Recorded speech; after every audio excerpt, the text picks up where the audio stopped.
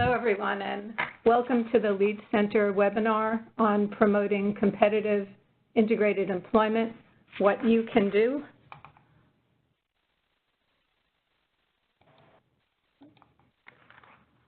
This is Rebecca Sale, and I'm Project Director of the LEAD Center. I'm joined by Michael Morris, Executive Director of National Disability Institute and the Public Policy Lead for the LEAD Center. I wanted to go over some housekeeping details.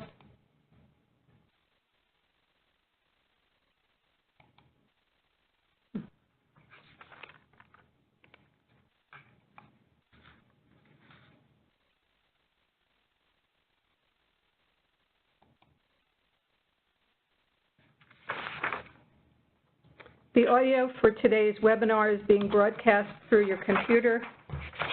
Please make sure your speakers are turned on or your headphones are plugged in. You can control the audio broadcast via the audio broadcast panel.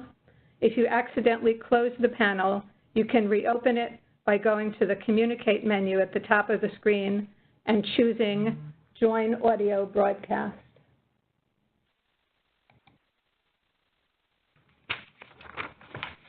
If you do not have sound capabilities on your computer or prefer to listen by phone, you can dial 1-415-655-0001. The meeting code is 664-403-971. You do not need an attendee ID.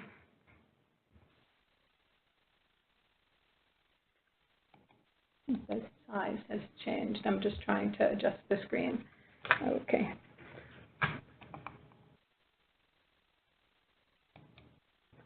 Real-time captioning is provided during the webinar. The captions can be found in the Media Viewer panel, which appears in the lower right corner of the webinar platform. If you want to make the Media Viewer panel larger, you can minimize other panels like chat, Q&A, and/or participants. We encourage you to submit questions during the webinar for our panelists to respond to later.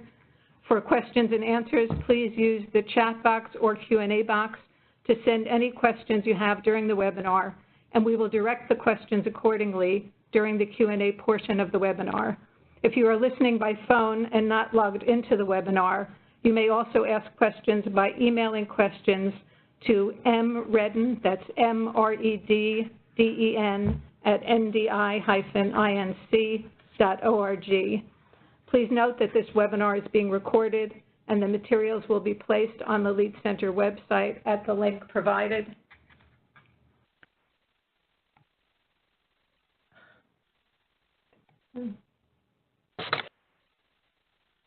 If you experience any technical difficulties during the webinar, please use the chat box to send a message to the host, Maggie Redden, or you may also email her at mredden@ndi-inc.org. For those of you who may be new to the LEAD Center, we are the National Center on Leadership for the Employment and Economic Advancement of People with Disabilities.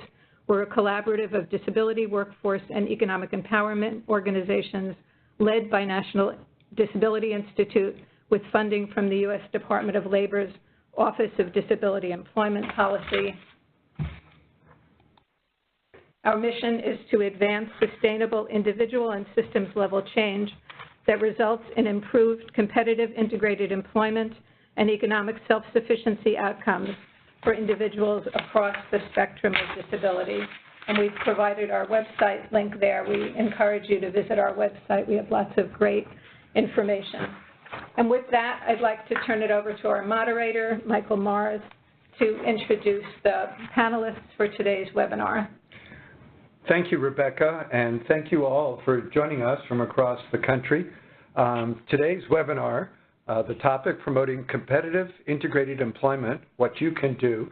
We've brought together 4 outstanding panelists. Allison Barkoff, Director of Advocacy at the Center for Public Representation. Annette Shea, Policy and Program Specialist at the Administration for Community Living, U.S. Department of Health and Human Services, SHARYN Hancock, Disability Resource Coordinator at Workforce Essentials in Clarksville, Tennessee, and Karen Lee, Executive Director of SEEK, Seeking Equality, Empowerment, and Community for People with Developmental Disabilities. But before I turn it over to our first panelist, let me ask that Christopher Button, Supervisor, Workforce Systems Policy at the Office of Disability Employment Policy, U.S. Department of Labor, just provides us all with a few opening remarks. Thank you, Michael. This is Chris with the Office of Disability Employment Policy. And on behalf of ODEP and the Department of Labor, I want to welcome everyone to today's webinar on this very timely and important topic. We have brought together some of the strongest national advocates and leaders on board today to speak with us. Because we live in the United States of America, we really all have the opportunity, and some would say even the responsibility, to educate key leaders about critical issues that impact youth and adults with disabilities. Leaders at the federal level, at the state, and at the local levels in the public and the private sector. And the topic that we are going to be discussing today is certainly one of these critical areas. It's at the forefront of systems change for increasing competitive integrated employment for people with disabilities. And again, we have some of the best leaders on our webinar today. So again, welcome. Thank you to our colleagues and partners at the LEAD Center at the National Disability Institute for organizing this opportunity for us, and a special thanks to all the speakers for taking the time to join us today. And so back to you, Michael. I'm really looking forward to the discussion. Thank you, Chris. And before I turn it over to Allison, and just looking at in the chat box, we have now reached over 400 participating lines from across the country, so that's exciting. So let me turn it next to Allison Barkoff, Director of Advocacy at the Center for Public Representation. Many of you know her from her prior work at the Justice Department, as well as she was an appointed member of the Workforce Innovation Opportunity Act Advisory Committee on increasing competitive integrated employment for individuals with disabilities. Allison? Great. Thank you so much, Michael, and I really appreciate the opportunity to be part of this phone call today. Really what I am going to share with people is people wouldn't be on this call if they weren't interested in advancing opportunities for people to work in competitive integrated employment, and there are so many ways that all of us can get involved. And I'm really going to highlight a number of ways that people can get involved in their own communities, on the ground, in advancing federal policies and translating that into practice in their own states. Oops, I think I went the wrong way. So I want to start off by talking about, I am a sibling myself. I've been part of the disability community for a very long time, and when we talk to people with disabilities themselves, they really talk about a vision that they want to be able to have opportunity to live their lives like people without disabilities. Sometimes people need supports to do that, but that's really kind of the North Star that our disability system should be focused on.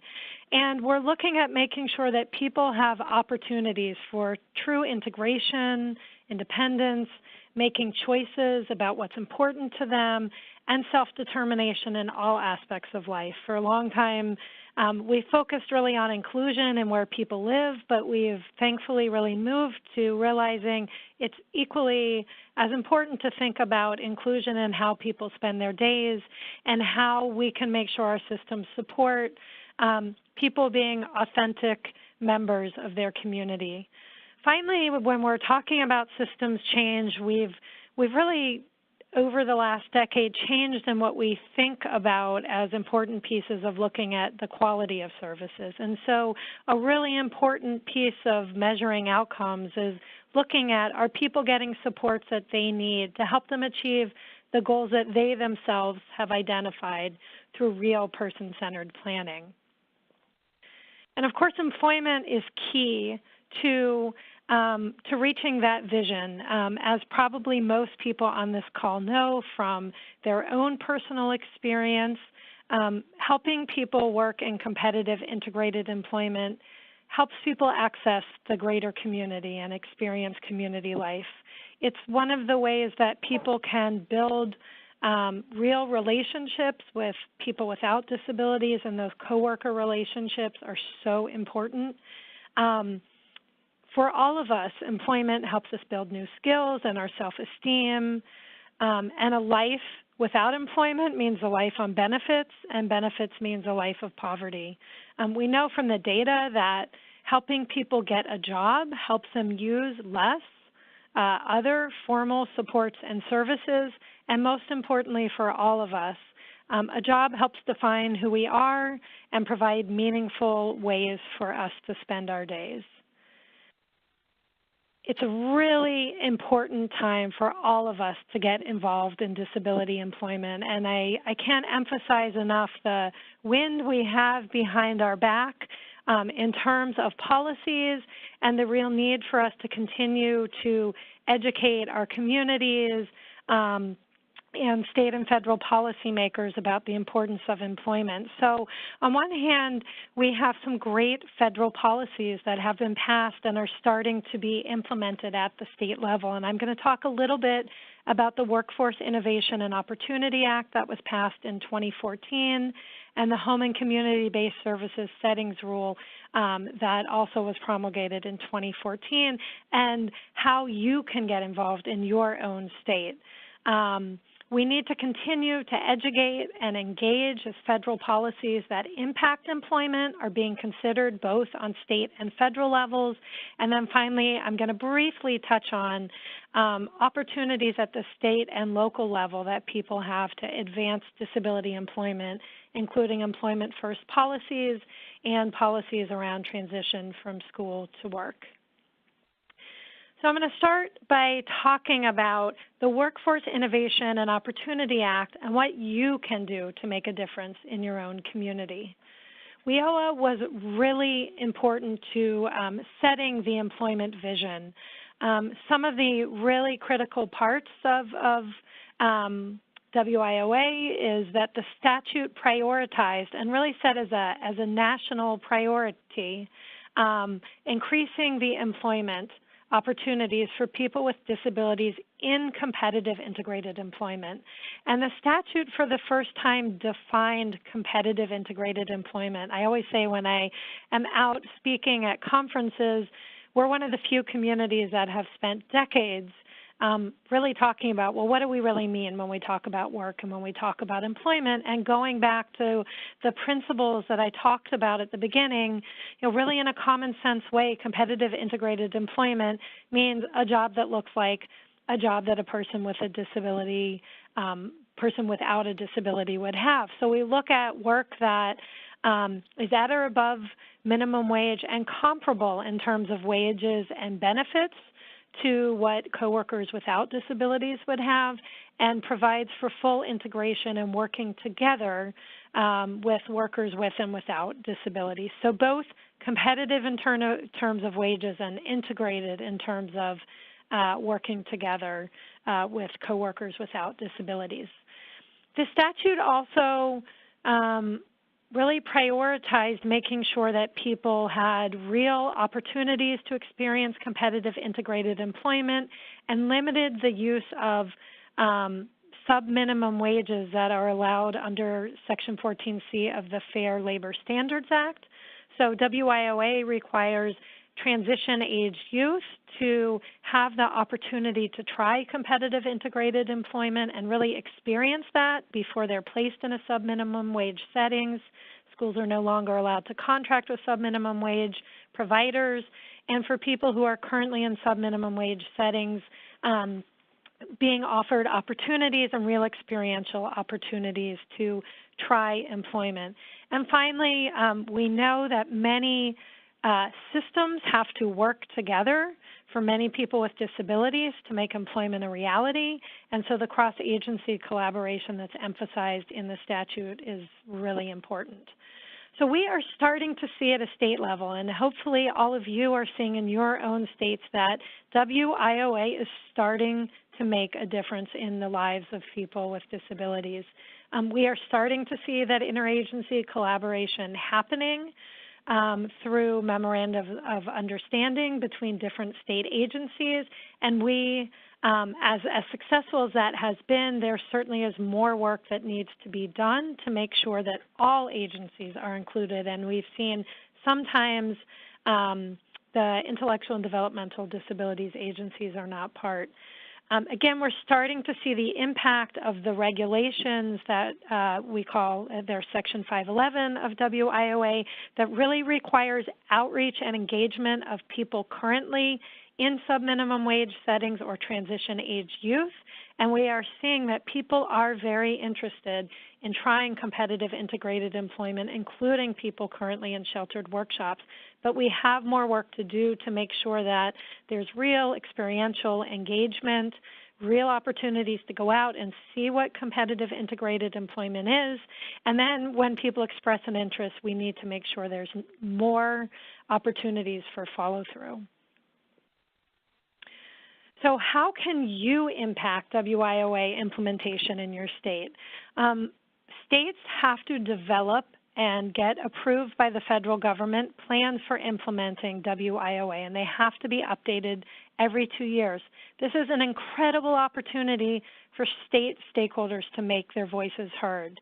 Look at and comment on what are the areas that are successful in your state and what are areas of needed improvement.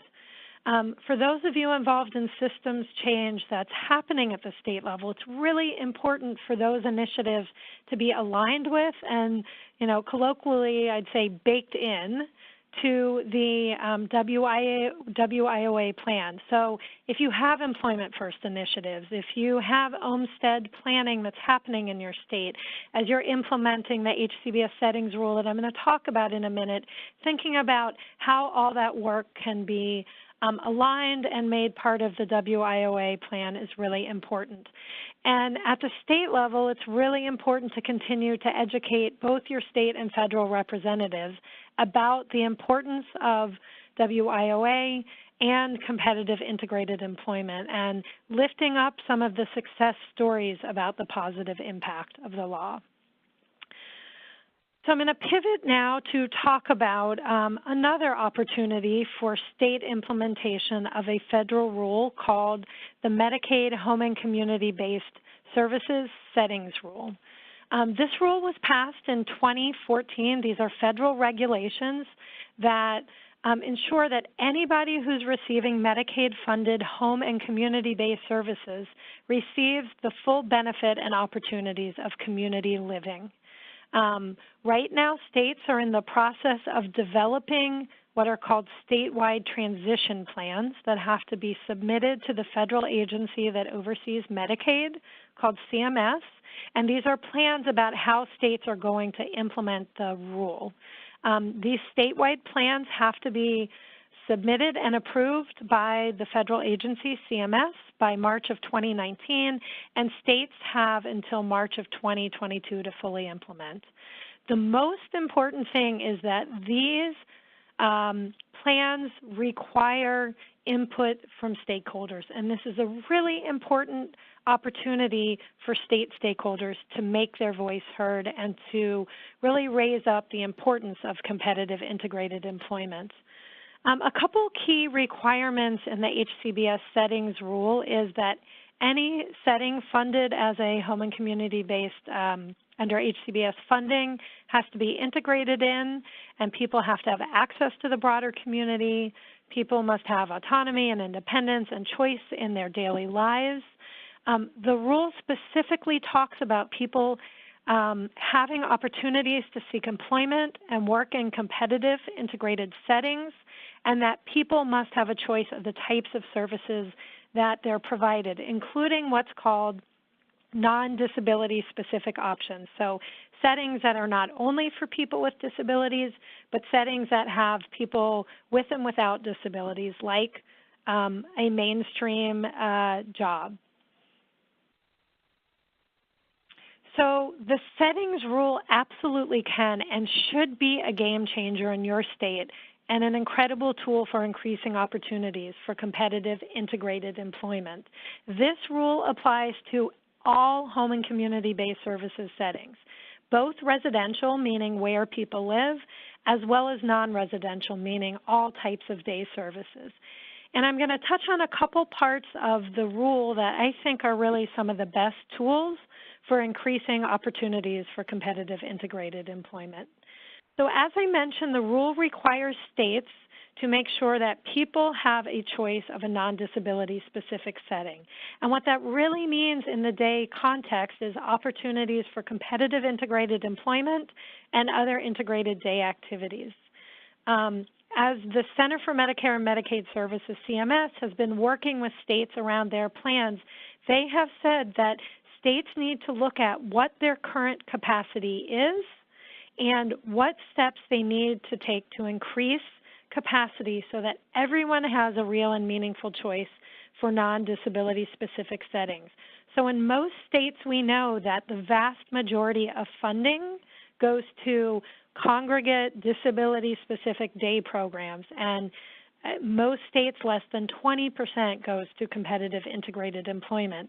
This is a really important opportunity to encourage your state to do some rebalancing in terms of capacity because, again, people can't have a choice of something that doesn't exist. The other opportunity in the HCBS settings rule that I'd encourage state stakeholders to think about is it gives states flexibility to think differently about how do we deal with kind of our current settings and what is our vision for our system moving forward. So using what CMS calls tiered standards, states can now set different standards for existing settings and new settings.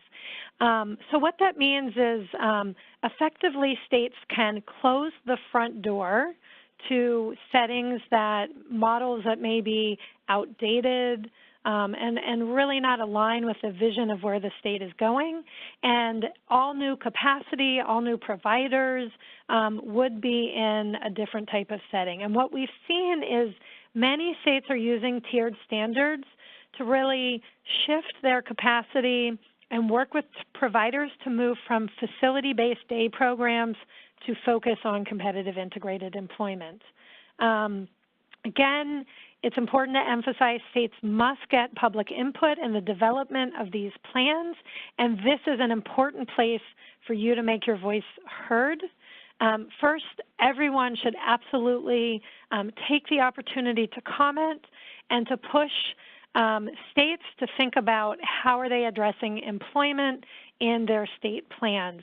Also, the same alignment that I talked about with WIOA plans should be happening with state transition plans around the settings rule. So what are activities that are happening in your own state, like Employment First initiatives, WIOA plans, or Olmstead planning, and making sure those are aligned and included in as part of your statewide transition plan. I'm next going to pivot to flag some federal policies that are being considered around competitive integrated employment.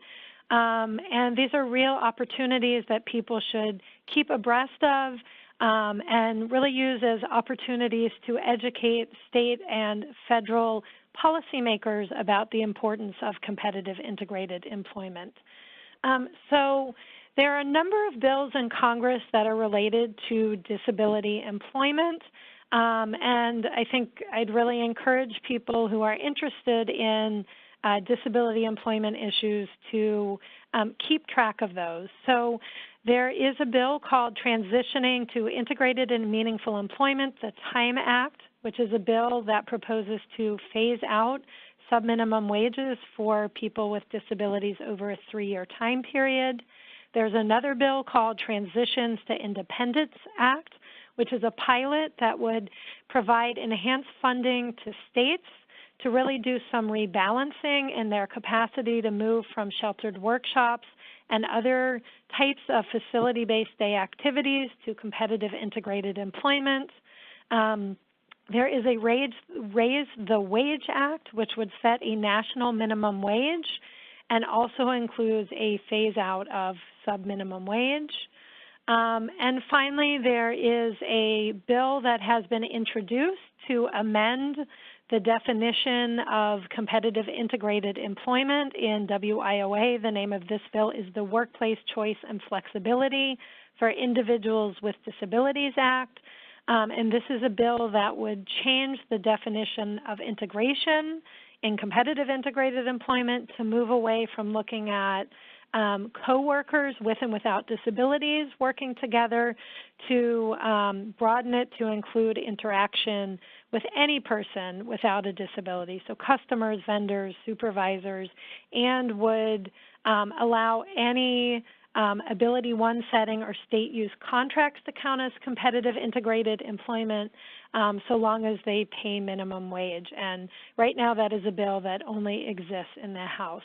So as you can see, there are some bills that are really looking to take what is in WIOA and kind of move that forward and advance it, and there are certainly some other bills that are looking at ways to make changes to WIOA that that don't advance competitive integrated employment in the same kinds of ways.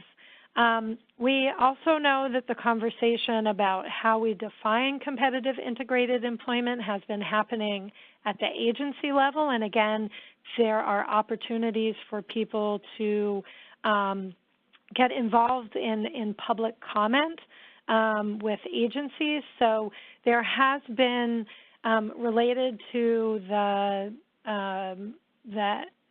congressional conversation about the definition of competitive integrated employment, there has been members of Congress and some providers have reached out to the Department of Education about the potential of reopening the WIOA regulations, and again, focusing on the factors for integration, which again currently focus on coworkers.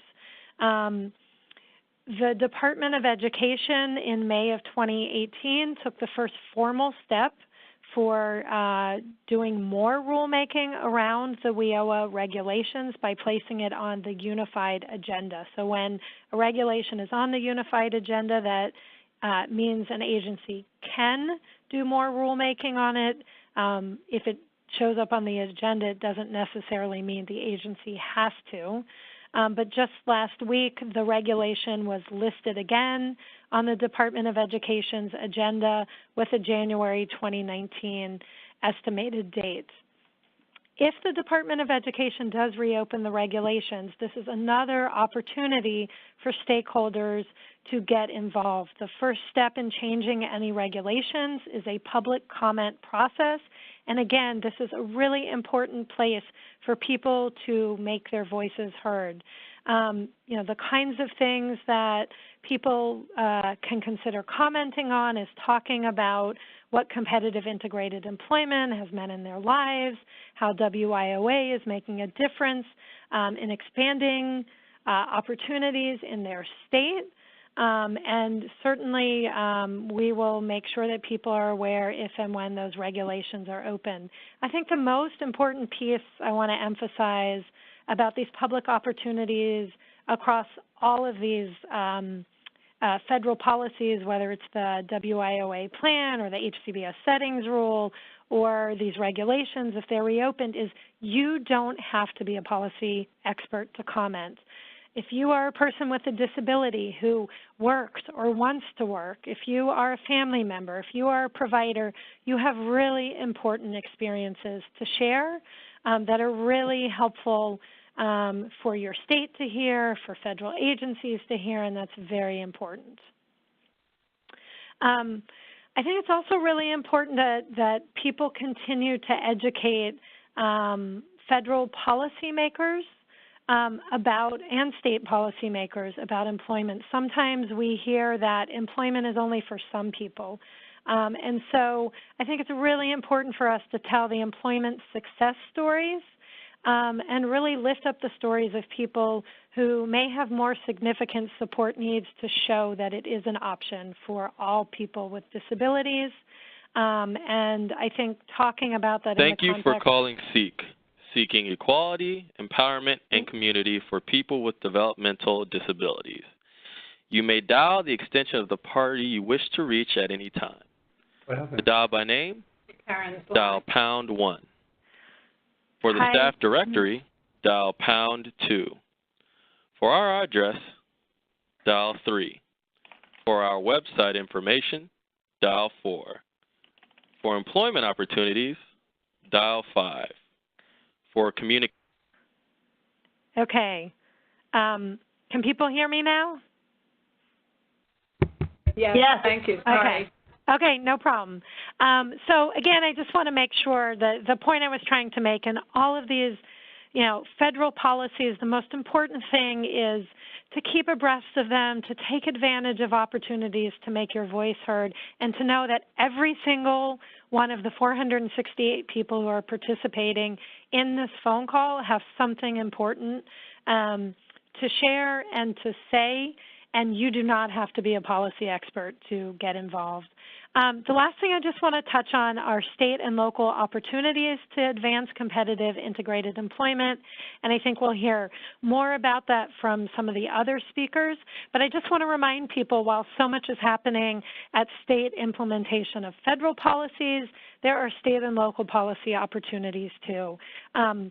We know that so many states have employment-first policies, but there are a lot of opportunities for you to work to help translate those into reality.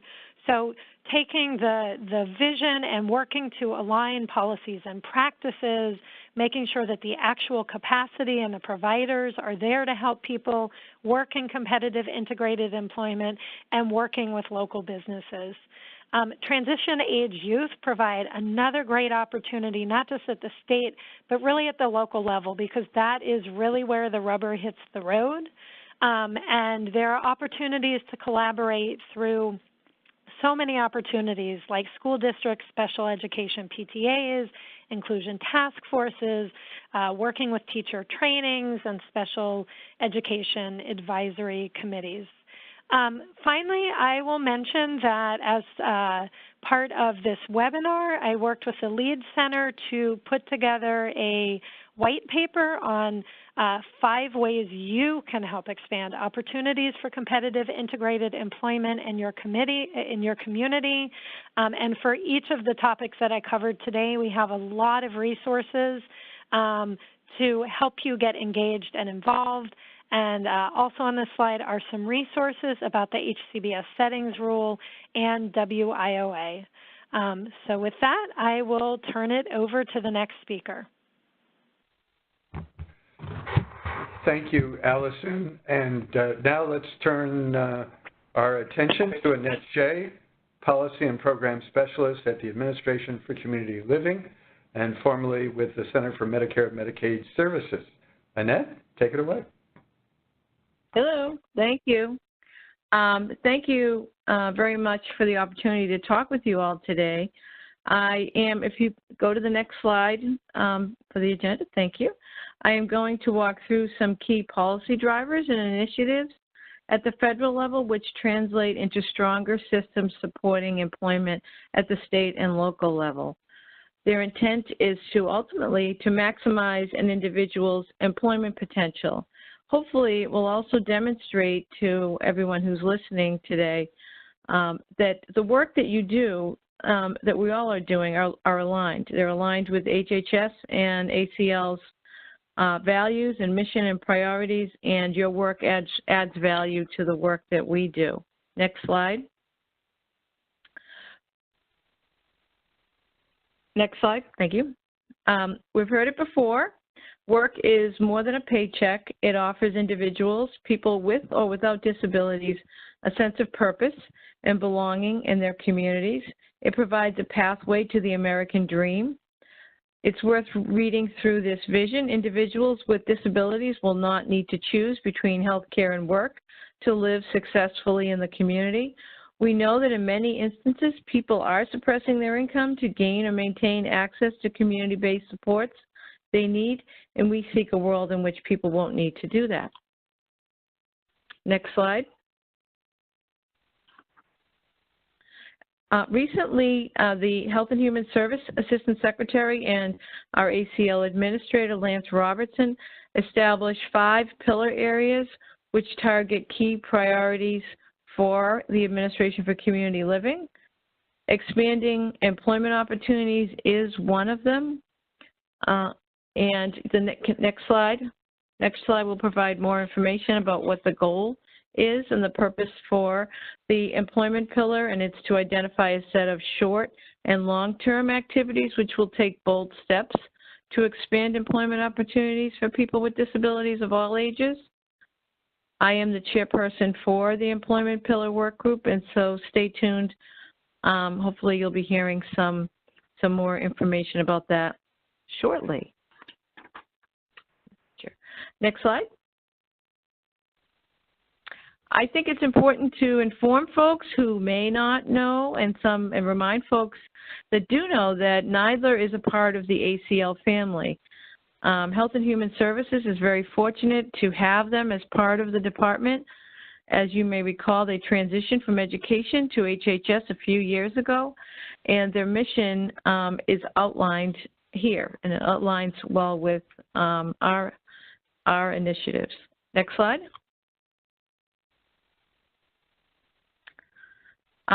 What kind of research does NIDLR fund?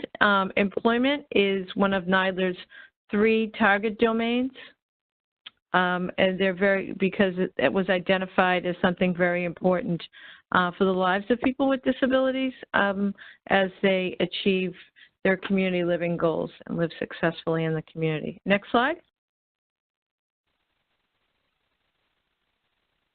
I would encourage folks to sign up for the NIDLR announcements and to take a look at their website.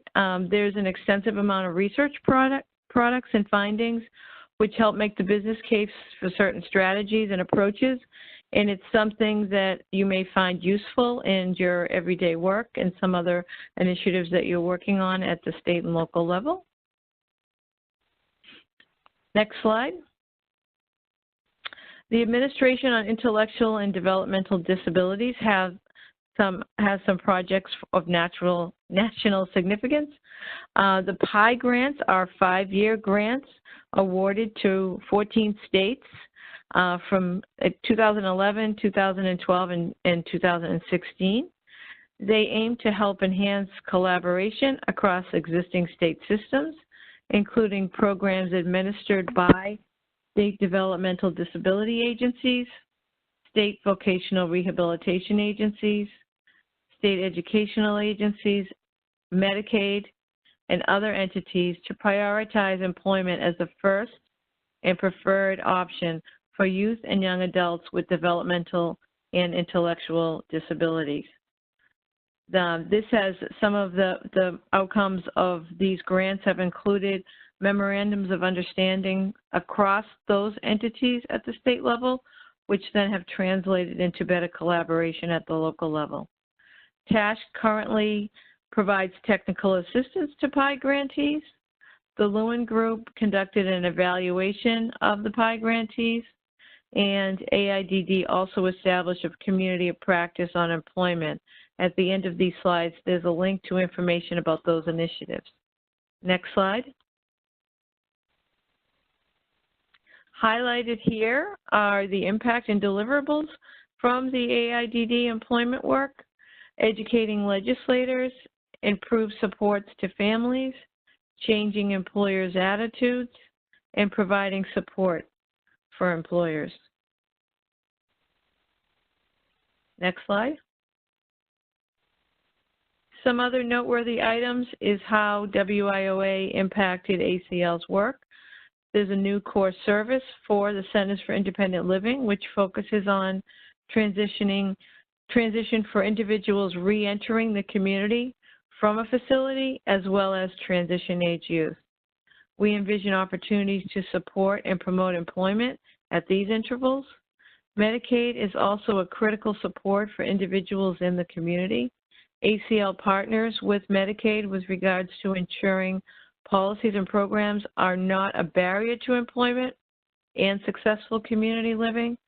We also are a Medicaid liaison for community groups and states.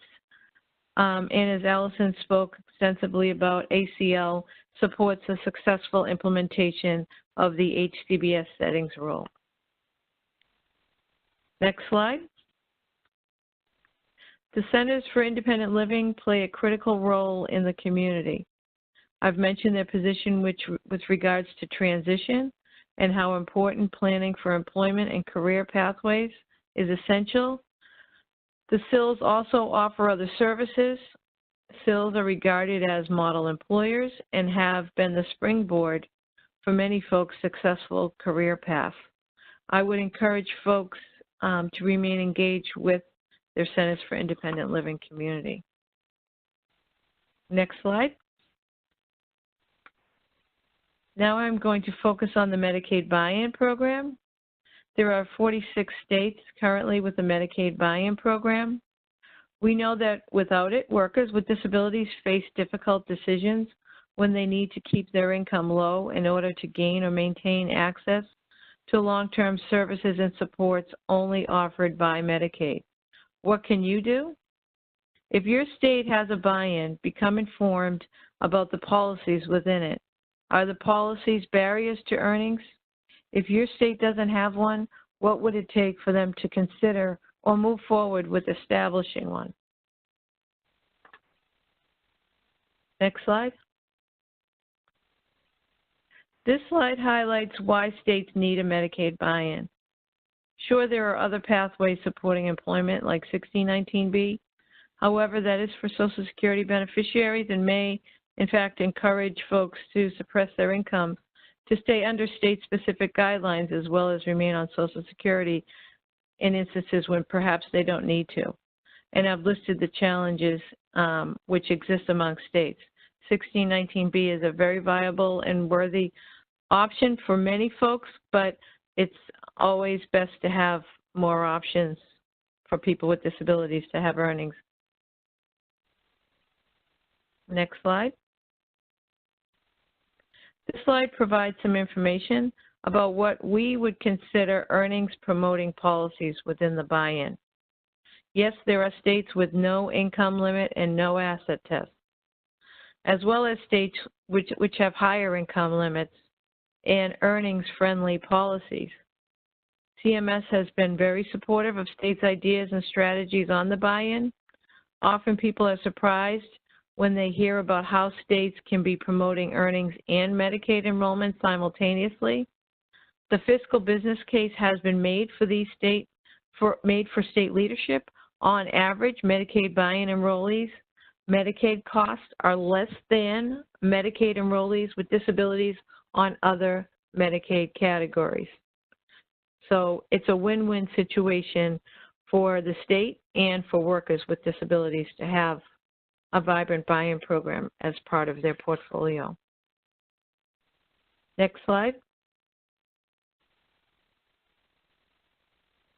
What's next? ACL partners with the ODEP, and soon, along with support from the LEAD Center, we'll be releasing a question and answer document along with CMS, which we expect will help folks like you in the field better understand the buy-in, including individuals, families, advocates, and state leaders. We are also planning to release a more narrative brief which features the earnings promoting policies I described in an earlier slide. Next slide. Now I'm going to provide a few examples of individual stories. I asked a few folks who have been successfully employed what it took for them to get there and what has helped them maintain their career status. Here is Steve's story. I tried to capture in his own words as much as possible. He utilized personal care attendant services. He actually became active in his community. Next, please. More information about Steve. He was able to buy a home. He attributes that to employment. He got married, has a family, and his, next slide, please.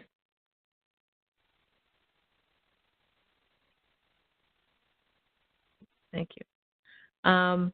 He attributes a lot of his success to the fact that the independent living centers were emerging at the time when he was becoming fully engaged in employment.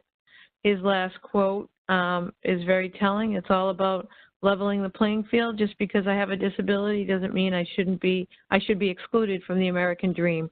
Work is part of the American dream. Next slide. David's story is a little different. He's an older adult. He's actually, I think he's close to 80, but he's maintained an active lifestyle in the community and working successfully. And David attributes the Centers for Independent Living and the Medicaid buy-in to his successful career. Next slide. And here are some quotes from David and the rationale as to why access to community-based Medicaid services have been so important for him. And as his last quote, the Medicaid buy-in program has been and continues to be a lifesaver, and I trust every effort will be made to maintain and even expand it so that even more of us can be income-producing, tax-paying citizens living in the community rather than, and I will just let you read that instead of me quoting it again, but those are his exact words. Next slide. And Mary's story is the final story. She talks about the important role of having a mentor in her life, and also the idea of a role model, someone like her as she was transitioning into adulthood, working in the community. It helped her envision her own successful career path. So having exposure at a young age to people like her, people with disabilities being engaged in employment really was very motivating for her. So it just is another reflection of how important it is for us to have a diverse employment community. Next slide. And finally, I tried to capture Mary's own words, how education was important for her success, how Medicaid has actually helped her stay healthy enough to work. She celebrates 651 as a significant milestone, and the Medicaid buy-in helps her live and work successfully in the community. Next slide. And finally, I'm sharing a couple of pages of links to information and resources, which go beyond what I've talked about, including some examples of promising practices of employment provider transformation, which speaks to what some of the activities that's going on under WIOA, as Allison talked about. And the last slide is actually my contact information. And I'd like to thank you very much for listening. And I hope this has been helpful and you will remain passionate and engaged about this. Thank you. Thank you, Annette. And we're going to move now from Washington, D.C. and the federal level to all the way to Clarksville, Tennessee. And I will turn it over to SHARYN Hancock, a Disability Resource Coordinator for the Northern Middle Workforce Development Area in Clarksville. SHARYN? Hi, thank you all for having me. I'm really glad to be here today. And what I'm going to talk about as far as is going to be basically some of the things that we've been doing regarding using the example that Allison talked about is the white paper, the 5 ways that you can help expand opportunities for competitive integrated employment in your community. So that's the document that I'm going to kind of refer to some examples of what we're doing in this area within Tennessee. So next slide, please. Okay, so under the 5 ways, starting with number 1, which is WIOA implementation, We are currently working as an employment network in the Ticket to Work program, so we're serving adults and youth with disabilities. And we also do provide the typical training under WIOA within the American Job Center's guided group discovery for youth, adults, veterans. We do also have adult education within our career centers, which is managed by our one-stop operator, and also competitive integrated employment is some of the different things that we're currently working on. Under number 3, within the community, excuse me, working in the community to improve transition of students with disabilities, the program called Pre-Employment Transition Services, or PREETS for short, we have actually contracted with our vocational rehabilitation program in the state of Tennessee to be a provider to go into the high schools, or students can come into our career center to provide them with the pre-employment services. And some of those there are listed. There are 5 of them, which is the job exploration counseling, work-based learning, post-secondary education, workplace readiness training, and self-advocacy.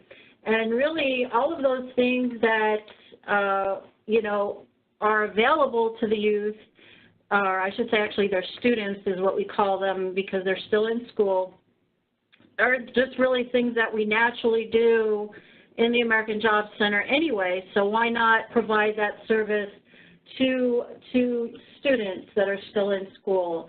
And that is between the ages of 14 and 22 years old in the state of Tennessee. The added benefit as far as doing that particular program is that any youth who, you know, don't wish to use the services of vocational rehabilitation can be enrolled in the WIOA out-of-school youth programs after they graduate from high school. And if they do want to stay with VR, then they can be co-enrolled in our program along with vocational rehabilitation. So next slide.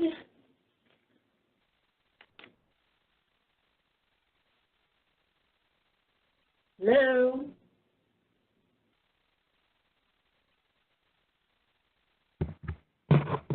Thank you. One more back. Went ahead too far. Or did I get, yeah, okay. The second one is to get involved with your state's implementation of the HCBS settings rule. So in Tennessee, we do have what we call Employment and Community First Choices program. I did provide the link there which talks about how that program works. And one of the cool things is that for those individuals who are going through the employment services part, they can actually get served through the American Job Center. And because of the different things that are provided through Medicaid, they will be able to have transportation assistance, job coaches, and other types of services available to them, which is very helpful to us because this is a lot of the things that we don't necessarily have ready access to. We would actually have to partner with Voc Rehab or another agency in order to provide that. But these folks already come along with those, you know, services and supports. So basically, we're doing all we can to, you know, help them and get a job for them. Also, we have in the state of Tennessee under the EFSLMP, or our Employment First, through our Department of Intellectual and Developmental Disabilities program, which we also assist with that wherever we can, working with our IDD and DD counterparts, serving their clients coming into the Career Center. One of the things that we also have through that is our Employment Roundtable, which is one of the organizations that works through that. This is a list of all the different agencies that provide services to individuals with disabilities and their clients in the state, including Department of Labor, and how we can work with policy and make individuals you know, work better within competitive integrated employment. Also, the Tennessee Works, which is one of the earlier talked about PIE the PI grant. That was as a result of a PI grant. It has been sustainable, and we do, as an organization, attend those regularly on a quarterly basis to continue to improve, working with youth with disabilities, and also where needed, once they become adults, also to work with those. And this is actually expanded even more into working more with the Department of Education, teaching teachers and educators how to work better with their students with disabilities around employment. And then we also have the Council on Developmental Disabilities, who is kind of the overseer of the Employment Roundtable. And they actually, what I did was invited that group to come out to the American Job Center that we run here in Clarksville, gave them a tour of the different types of services that we provide, as well as the programs that we have, how we work with individuals with disabilities. They were very excited. They were blown away. They did not know that we had all the wonderful things here that we have available for individuals seeking employment. And so one of the things that they're currently working on is they have actually created a subgroup to the Employment Roundtable, which they're actually working on now, is to work on something that is going to help some staff in the career centers how to work better with their clients and their customers with disabilities. Next slide. And then lastly, just as far as, keeping updated on the federal legislation and regulations impacting competitive integrated employment, just things that I do and keep up with along with our Tennessee area and Department of Labor and Workforce Development. We keep track of, different things that are going on. I definitely get involved with everything that I can related to CIE. Sharing success stories helps a lot. Definitely partnerships have been extremely beneficial, because we are definitely better together.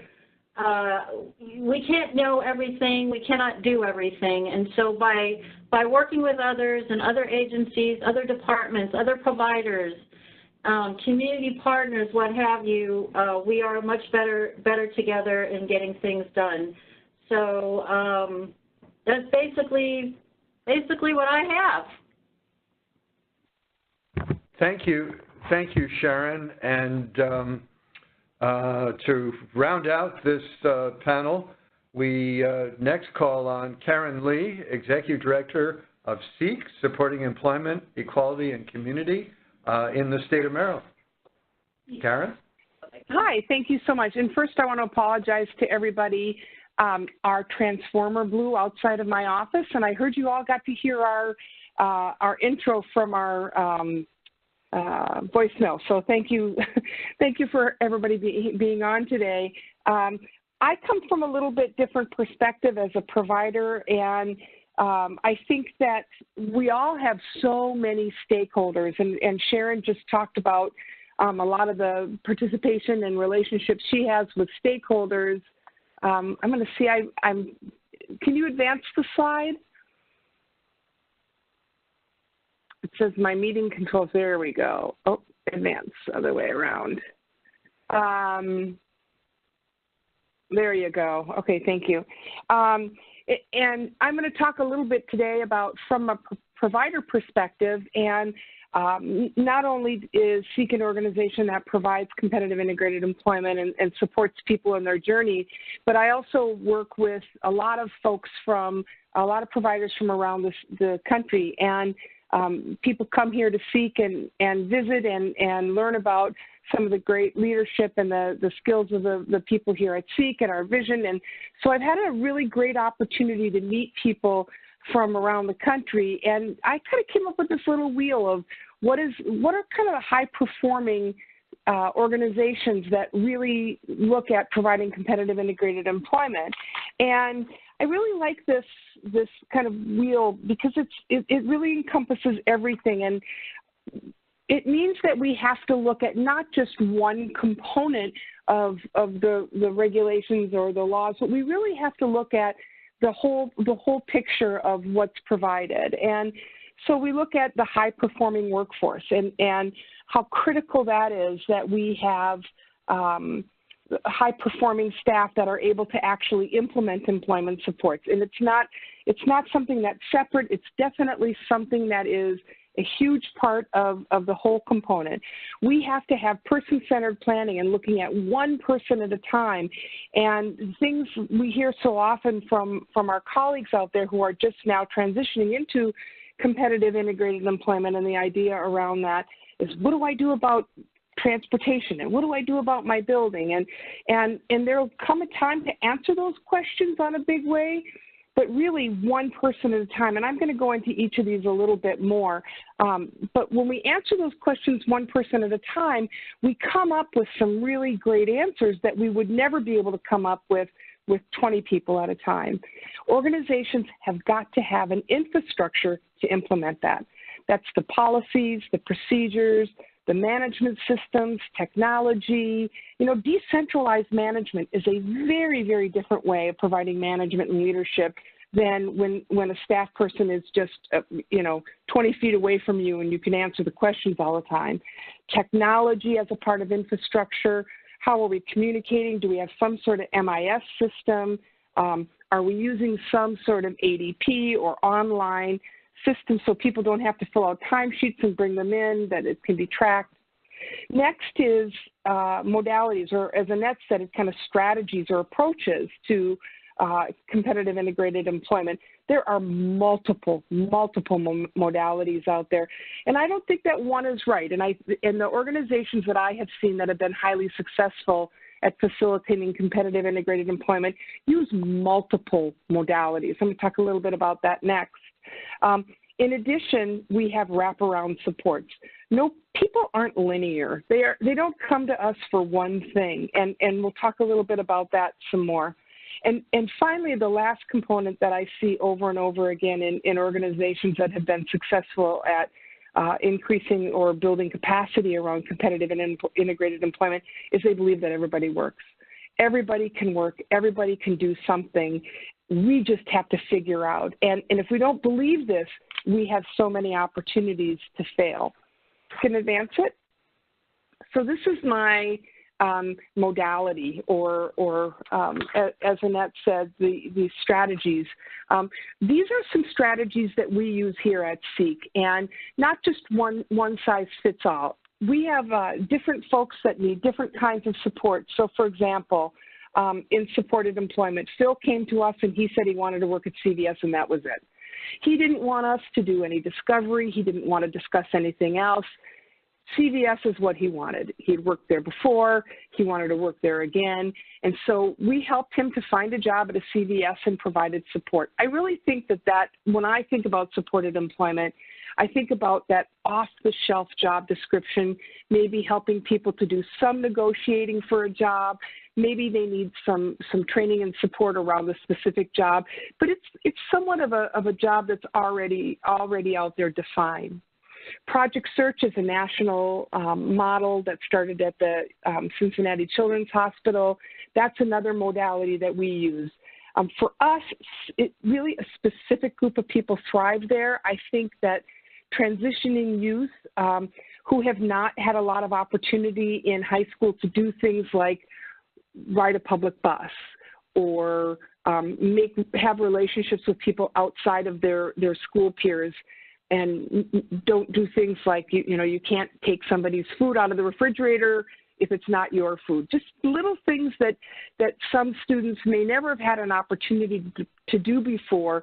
Travel independently, make a phone call to say you're going to be late. Some of those really specific training things that young adults may not have had the opportunity to do as they transitioned. And so I think Project Search is a modality that really works for folks that haven't had those experiences. Customized employment, I think, is a great modality. And some people need it, some people don't need it, some people want it. The discovery, the time that we take to really get to know somebody, I like to think of it almost as a cone, right? That we, in supported employment, you spend less time getting to know what a person can do and a lot more time supporting them in the long run. In customized employment, we really spend a lot of time getting to know people so that in the long run, we don't have to spend as much time to support them in the long run. And that modality is sometimes exactly what people need, and they may have done others and not done as well in them, and we recognize that that's a modality that we want to use. Wage jobs versus non-wage jobs. I think so often when we talk about work, we say, you know, we believe in competitive integrated employment. So often people think, my son or daughter can't sit behind a desk in a cubicle doing data entry for 40 hours. And so we often think of wage jobs as, or kind of traditional work as being very, very defined that way. And that's not necessarily the right way for everybody to think. We talk about competitive integrated employment. So it doesn't define specific kinds of jobs. So small businesses, I think about Milena has a little purse business that she does on the side, and Jeff has some pottery that he sells.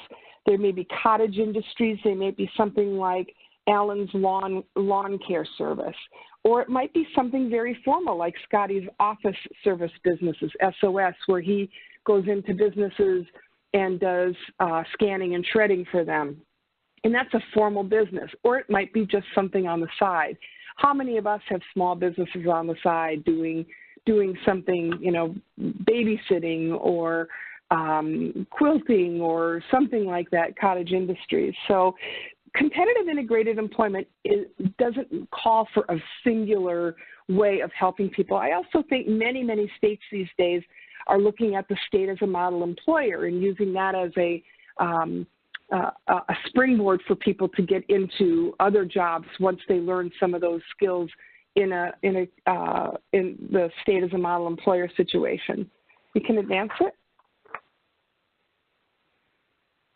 So the next component is this one person at a time. And I have to tell you, I heard this one person at a time stuff for years, and it is really hard to do, but it is absolutely so critical that when we solve problems for folks, we solve them one person at a time. And we help people to tell their stories. I don't think there is one modality for doing that that's the best. I think I've given links to a lot of these different things on my resource page. It might even be just sitting down and having a cup of coffee with somebody, but really getting to know and solve their barriers to employment one person at a time.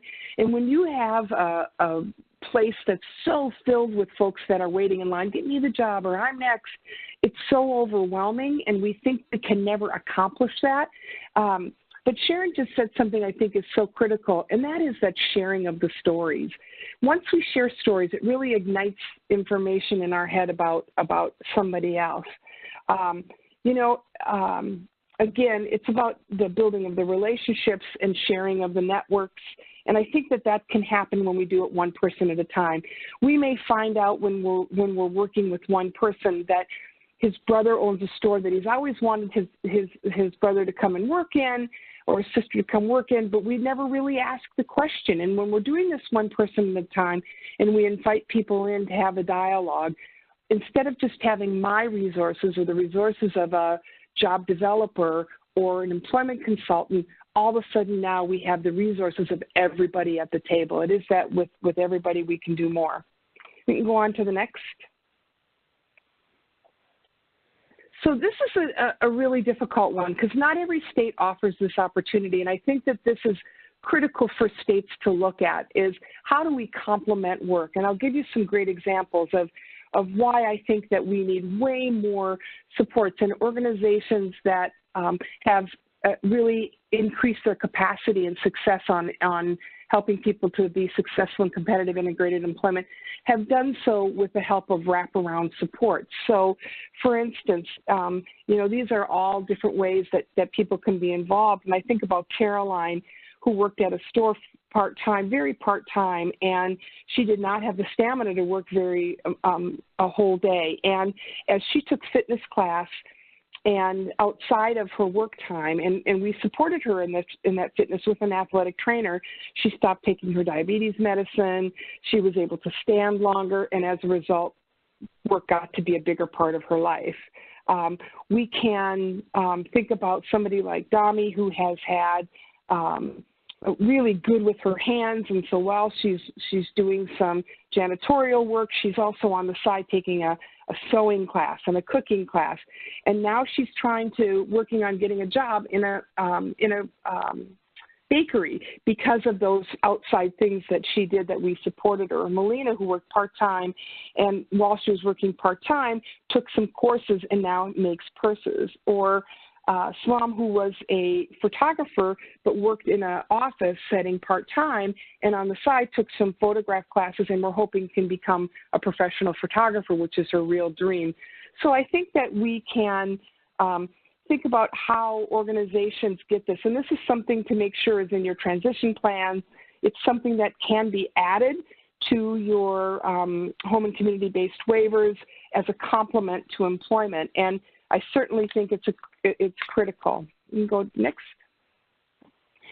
This is just sometimes it helps us to see pictures of people, and Jeff has allowed me to share with you some of his story. And he is somebody who has a wage job, who has some volunteer time. He's a conductor at a local park where they have a train. He has a small business, and he takes lots of vacations. He's incredibly engaged in his community.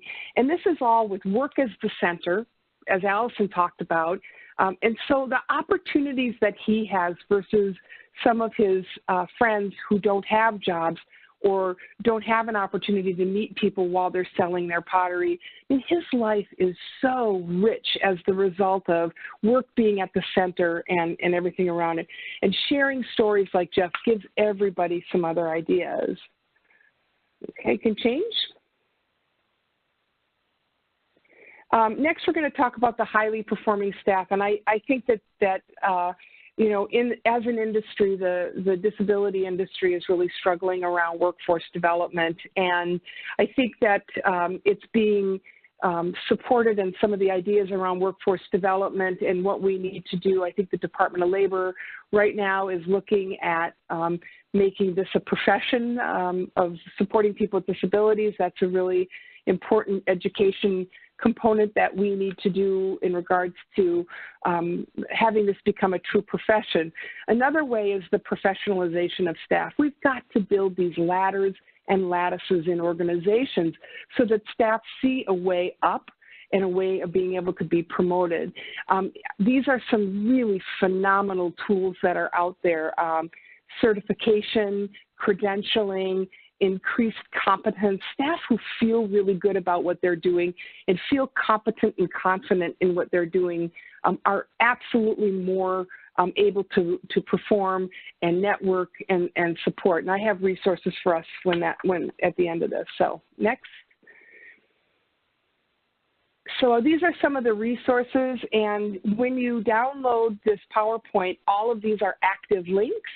And they are all resources that you can use. There are so many wonderful resources out there.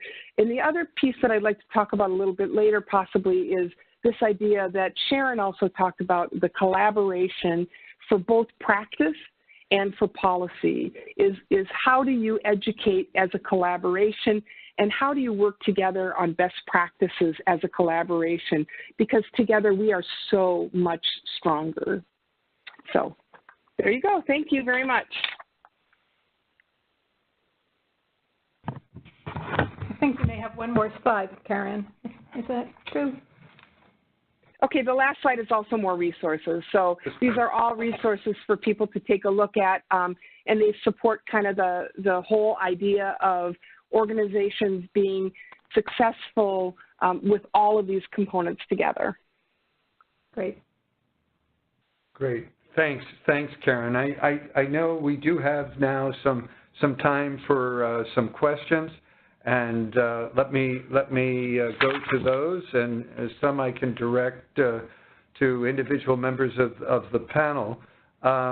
Maybe to to Karen, I'll start with you. But others, please join in. How can we better prepare individuals in residential day programs for the changes that have been going on and are going to continue to occur in the future regarding competitive integrated employment? Wow, that is such a great question. I think I was having a conversation not long ago with somebody, and they said, you know, the success of us being able to support people to live in the community and to be involved in competitive integrated employment is so often hedges on how we together work with people who do get residential support that is that doesn't necessarily lead a way to or have an obvious link with competitive integrated employment. And again, I'd go back to that one person at a time. I think the preparation happens when we're talking about Timmy and when we're talking about what his vision is and when his dream is. It's so critical that they are not a separate organization or a separate dialogue, but that we are together when we're talking about Tim and what he wants to do and what he's good at, and that we're checking in and we have milestones where we're discussing. And people who are at those kind of person-centered planning is whoever supports them residentially, maybe a parent, maybe a neighbor, maybe somebody from his church or synagogue, and how critical it is that we're all a part of that again. And I think the only way we're going to do that is if we're at the table together. So if we don't think of ourselves as siloed or separate organizations or siloed or separate functions, you're his residential, you're his day, you're his employment. But if we think about Tim and how we support them, and I think that the HCBS settings rule has really opened the door for us to do that, looking at person-centered planning and recommending that. Great. I'm going to, rather than go to other panelists, I want to get more of the questions in. This one probably to Annette Shea, and we often get this question, is where can we find the most updated account of state by state where they are with Medicaid buy-in information? Is there a single place on the internet that is continuing to update state by state Medicaid buy-in information?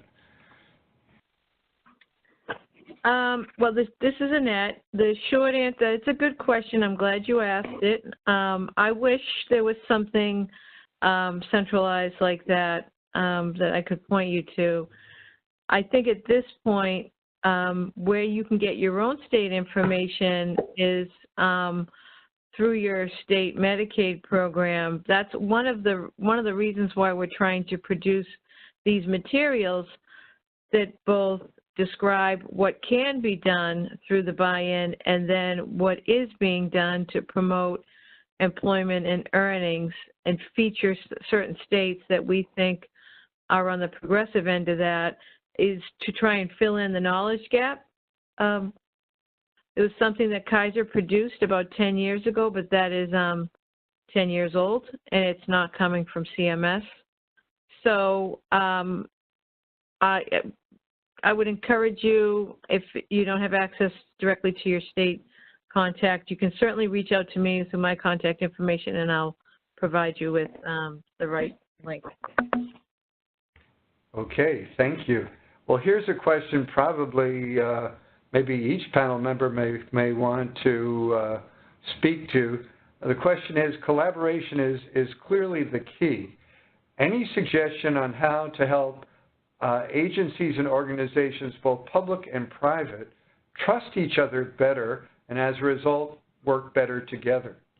And maybe I'll start with SHARYN. As a DRC, a Disability Resource Coordinator, you certainly have done quite a bit of this. How would you answer that question? Well, I think the good thing now, especially with WIOA, is that any hand that is helping that individual is going to get credit. It used to be where everyone was sort of siloed and, no, don't touch my customer, you can't touch my client, this is my job seeker, you know, and everyone was sort of like kind of out for themselves. But now it's like everyone gets credit. So, you know, if one agency does something or VR does something or the workforce system does something, we all get credit for serving that individual. And, you know, as far as, you know, partnerships, you've got to get out there. You've got to, you know, find out what these other organizations are doing. How can you, you know, if they're having a resource fair, go to the resource fair, set up a table, talk about your programs to other people, learn about what their programs are. I bring stuff back. I drive my director crazy because she's sitting right here now, by the way. Drive her crazy, bringing stuff to her all the time. Hey, staff needs to learn about this. We need to know about that. Because if we don't know, we cannot help the customers that we're going to be serving. And under WIA, we are supposed to serve those, you know, with more barriers to employment, and that's including individuals with disabilities. Great. Allison, what are your thoughts on just improving collaboration both across public agencies and also between the private sector not-for-profit providers? I think this is one place where I want to maybe touch on the business side where as a disability advocate who does a lot of systems change work, this is the one type of disability service where we don't control everything. We have to have partners in the business world. And in my experience working on the ground, some people haven't had experience with working with people with disabilities, and almost every time that someone does, it ends up being a very positive experience if they have those supports. So I think when we were part of the WIOA Advisory Committee, we really did a lot about not just educating policymakers and state agencies, but the need to really educate the broader public and the business community about the capacities of people with disabilities. I think there's still a lot of stigma and misinformation there, and so we need to do better going outside of our own community and really lifting up those stories of what it looks like and the value that people with disabilities bring to a workplace. It's often those individual connections that end up convincing a business, hey, I had this great experience with this person and I'd really like to hire more people with disabilities. I think also, I know other speakers have spoken to it, the cross-agency collaboration that WIOA focuses on is so important, and it kind of comes together in an individual person. For too long, it's been too siloed between, are you a person who's getting support from vocational rehabilitation or from a Medicaid agency or through the special education system, and people fall off cliffs as they're going between those systems. So I think WIOA really creates the table where kind of at the service level, people can come together and make it work for people. And really have kind of a unified vision as people cross through different phases of their life that unfortunately mean crossing into different state systems. Okay, let me try to quickly get one more question in, and then we have a few more slides. This question is about minimum wage. Is there a movement to set a national minimum wage? Is there also any movement to address limits on earning related to someone being on public benefits? For some individuals, raising the minimum wage means they decide to work less, so benefits won't be negatively impacted. Well, that's about 3 questions in one, but let's take it one part at a time. Is there a movement to set up a national minimum wage? I'll answer that and by saying, well, there are certainly members of Congress who have pushed for raising the national minimum wage. The minimum wage has been raised at a city level in cities like Seattle and others across the country, and there are states that have moved on raising minimum wage. But what about the question to address limits on earnings related to someone being on public benefits, which then could affect their eligibility? Allison, you're probably more in the policy arena. How would you answer that? So I would say back in my slides, one of the things that I did talk about was a push around bills to raise minimum wage on a national level and include people with disabilities in that. There is the Raise the Wage Act that I want to point folks to, and as Michael said, it's also happening at state and even local levels. In terms of, I think many people who have worked on employment policy are very concerned about the connection between healthcare and employment, and the fact that people sometimes are faced with choices because Medicaid, unfortunately, is both the only source for many disability services and is a poverty program that requires people to meet very low income thresholds. The Medicaid buy-in program that Annette presented on is certainly one solution that's been out there, but I think it's just part of the broader healthcare conversation that's happening in our country, the conversation about universal health care that's disconnected from income limits is certainly happening. There are some universal health care bills happening in Congress, and I will just point back to the WIOA Advisory Committee report, which pointed out, again, the unfair choices that people with disabilities often have to make in terms of the amount of hours that they work, promotions, and being able to access services. So it's all part of a conversation. I don't think, clearly nothing is passing on either of those fronts in this Congress, and I think probably in the next Congress, both of those issues are ones that will be continued to be discussed in a very robust way. Thank you.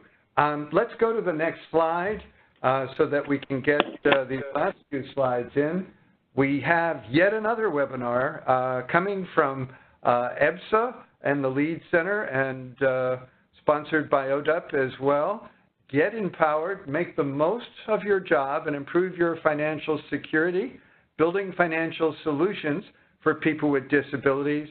Tuesday, October 30th from 3:30 to 5 Eastern Time.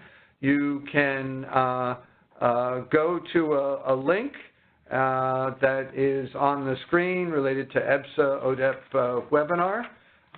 We want you to also know, next slide, that you can connect with many, many resources that were mentioned on this webinar and others to help move to more effective strategies to result in competitive integrated employment. There's the leadcenter.org website. There is the DRIVE website with information on every state. There is the LEAD Center News. LEAD Center is also reachable on Facebook, Twitter, LinkedIn, and YouTube. And for more information or additional questions, you can reach out to Rebecca Salon, Project Director, Elizabeth Jennings, Assistant Project Director, or Al Mulatto, Project Coordinator. I do want to take us to the final two slides, which is about still pending right now from EFSLMP, Provider Voice, Visionary Opportunities to Increase Competitive Integrated Employment. And let me take it back to Chris Button. Thank you, Michael. We are really excited that right now we have an open opportunity until November 16th, 2018 for states to apply to become part of our Employment First State Leadership Mentoring Program, which the title has been extended this year to Provider Voice. So it's EFSLMP Provider Voice, which stands for Visionary Opportunities to Increase Competitive Integrated Employment. As I said, the application period goes until November 16th, and you can see a link where you can actually find the state application. Through the application process, prospective states can request technical assistance, and then they kind of decide on what they want and what they need. So they can apply for either core state assistance, Vision Quest assistance, or both. So this year we're going to be recruiting 8 core states and 8 VQ states. The states will be offered intensive policy consulting and support and mentoring in a variety of ways, as you'll see in the bullet point there. Next slide, please, Michael. States do have the option to become either a core state and get some training and technical assistance, or a Vision Quest state, or both. So the core states will get up to 200 hours of TA. The Vision Quest states get up to 100 hours of technical support to develop policy guidance. And in order to apply for a core state TA, there must be buy-in documented from the 6 systems that are listed here, and that includes voc rehab, intellectual developmental disabilities, mental health, workforce investment, education, and Medicaid. And for FY19, the state mental health agency must agree to either be the lead agency for the state team or participate as a co-state lead. And that is because we are really increasing our focus on policy alignment and technical assistance to increase employment for people with mental health disabilities, including disabilities that are co-occurring. So that could be intellectual developmental disability and mental health disability, for example.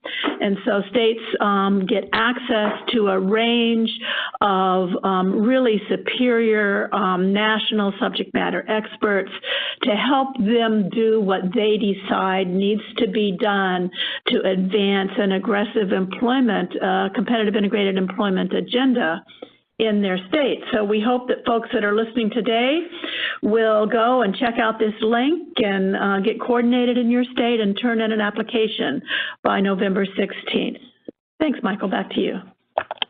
Okay. I think we've come in right on time. I want to thank again our panelists, Allison Barkoff, Annette Shea, SHARYN Hancock, and Karen Lee, for your insights today.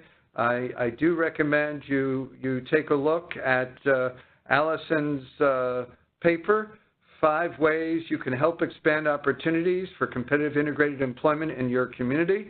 It's available on the Lead Center website under Resources. You will find it along with many other resources. Thank you for joining us today. Please consider joining us for the EBSA webinar on the connection between building financial capability and employment.